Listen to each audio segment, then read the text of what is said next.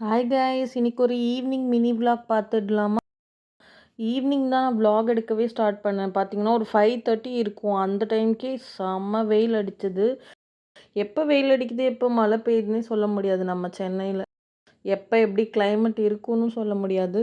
அன்னைக்கு கொஞ்சம் நெல்லிக்காய்லாம் கட் பண்ணுற ஒர்க் இருந்தது.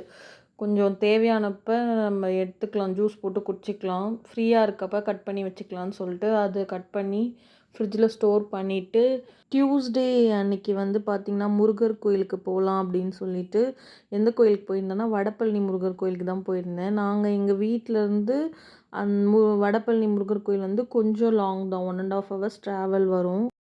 ஒர்க்லாம் முடிச்சுட்டு லாக் அவுட் பண்ணிவிட்டு போகிறதுக்கே பார்த்திங்கன்னா ரொம்பவே லேட் ஆகிடும்.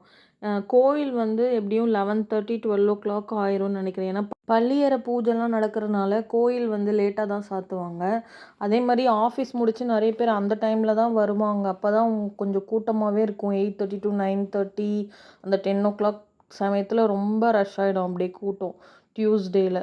அப்படியே போய் பொறுமையாக நம்ம ரிலாக்ஸாக சாமி கும்பிட்டுட்டு அன்னைக்கு ரொம்பவே கொஞ்சம் பீஸ்ஃபுல்லாக இருக்கும். ஏன்னா கோயில் போகிறது இப்போ ரொம்ப பீஸ்ஃபுல்லாக இருக்குது.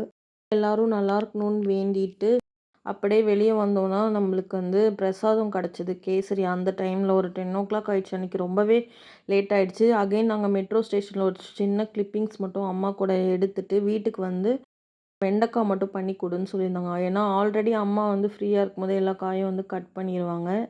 எனக்கு அவங்க கேட்கும்போது டக்குன்னு செஞ்சு கொடுக்க ரொம்பவே ஈஸியாக இருக்கும். அப்புறம் சாப்பிட்டு டின்னரை முடிச்சிட்டோம். இந்த மாதிரி வீடியோஸ் உங்களுக்கு பிடிச்சிருந்தா என்னோட சேனலை சப்ஸ்கிரைப் பண்ணி சப்போர்ட் பண்ணுங்கள். தேங்க்ஸ் ஃபார் வாட்சிங்.